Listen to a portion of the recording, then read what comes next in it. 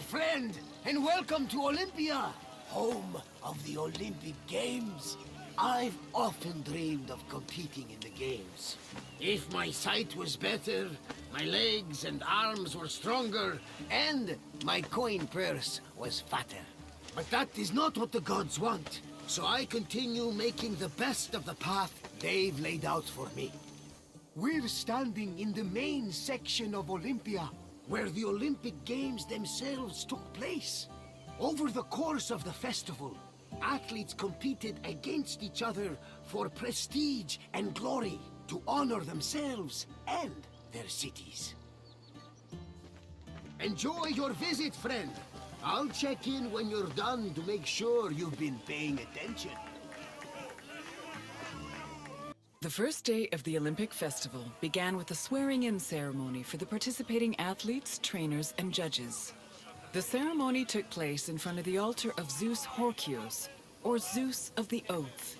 Athletes would swear that they would follow the Olympic rules, while judges promised to be fair and unbiased.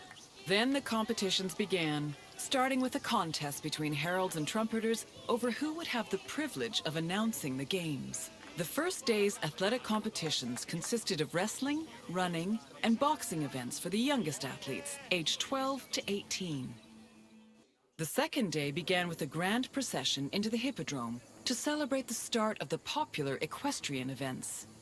The most anticipated and spectacular of these was the Quadriga, a 4-horse chariot race.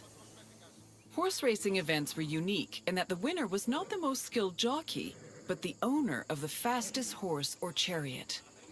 The Spartan princess Caniska once took advantage of this loophole to skirt the rule that women weren't allowed to compete, and earned 2 Olympic victories in the process.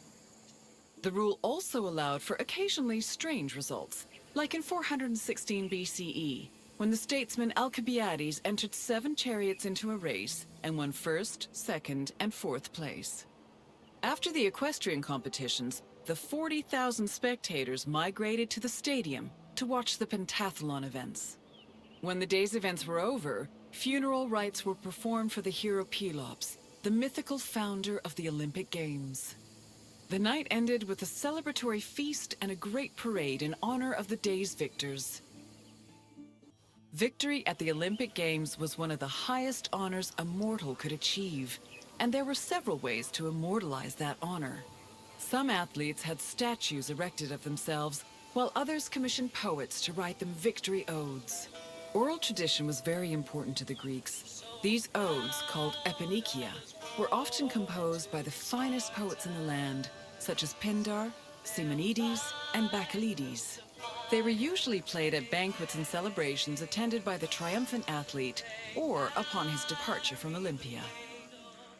The pentathlon took place at the stadium on the second day.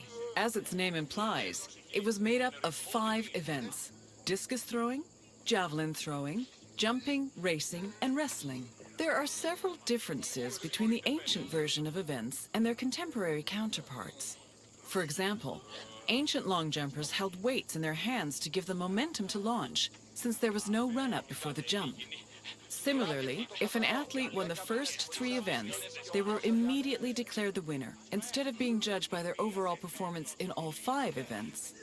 Running events work the same as they do today, with the notable exception of all the athletes being nude. As for wrestling, competitors were not divided by weight class as they are today, but instead by age. The winner was the first to throw his opponent to the ground 3 times. Day 3 started with the most important event of the festival. A procession of Hellanodikai, ambassadors, competitors, and animals made their way to the great altar in front of the Temple of Zeus. The animals were then offered as the official sacrifice of the festival. The afternoon of Day 3 was dedicated to foot racing events. Running was the oldest event of the Games, and in fact was the only event at the first Olympics. The main race was called the Stadion, which was a sprint of around 180 meters. The winner was granted the honor of lending his name to the 4-year period between the Games. This period was known as the Olympiad. The 4 years that followed the first games in 776 BCE were known as the Olympiad of Coroebus of Elis, the first Olympic champion. Once all the competitions were over, a public banquet was held in the Prytaneon to celebrate the day's victors. Day 4 was mainly for combat events. Wrestling matches were held in the morning, followed by boxing and pankration. Pankration was a no-holds-barred mix between wrestling and boxing. Almost all moves were permitted, except for biting, poking the eyes or mouth, and striking the genitals. The event was very popular, and it was seen as the ultimate expression of strength and technique. Later on in the afternoon, there was a unique racing event called the Hoplitodromos, or Race in Armor. In this event, competitors wore a helmet and held a shield to simulate running in the battlefield. The Hellenodikai, or judges of the Greeks, were both the game's adjudicators and their organizers. They hailed from Elis, the city in charge of the sanctuary of Olympia, and new judges were elected each Olympiad. They had several responsibilities. Before the game started, they decided which athletes would be allowed to compete and supervise their training. They also drew lots to make the competition brackets. During the games themselves, they picked the winners and kept an eye out for foul play. For the latter, they were assisted by stick and whip-wielding umpires who stood near the athletes and punished them if they were caught cheating. Victory in Olympia was one of the most prestigious honors in all of Greece. Not only would victors be showered in glory in their home city, but their names would be known across Greece. The temptation to glory led some athletes to break their oath to Zeus and cheat. This could be dangerous, as there were many possible punishments should cheaters be caught. They could be disqualified and fined, or if they were caught cheating during a match, they would be beaten by nearby umpires. The most powerful deterrent of cheating, however, was shame.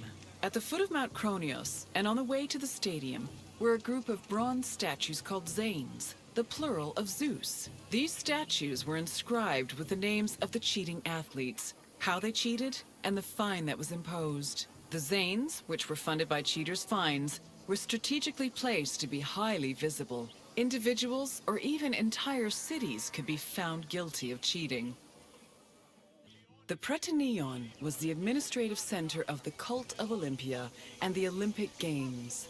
The building housed the sanctuary's priests, as well as the game's officials. It was also used to stage the grand banquet held on the evening of the third day to honor victors. It also had a sacred function. Its central chamber was the location of the Fire of Hestia, a sacred flame that burned day and night. This fire was used to light the other altars around the sanctuary. This practice may have partially inspired the modern tradition of carrying the Olympic torch. Hello again! I hope you enjoyed your visit. With their spectacular events and lavish banquets, the Olympic Games were a feast for the senses. I am certain even Zeus himself was entertained by the festivities.